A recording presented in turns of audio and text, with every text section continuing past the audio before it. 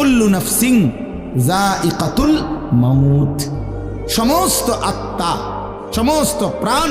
আল্লাহ তাআলা বলেন মৃত্যুর স্বাদ গ্রহণ করুন, মৃত্যুর স্বাদ গ্রহণ।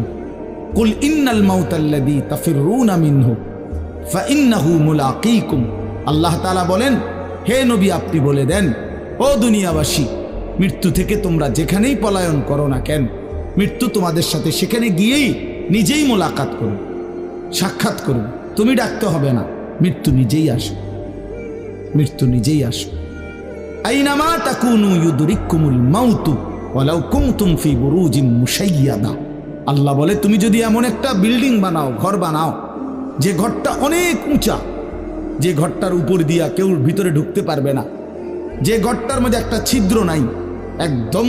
আটকানো, তো এরকম একটা ছিদ্রবিহীন সুউচ্চ ঘরও যদি তুমি বানিয়ে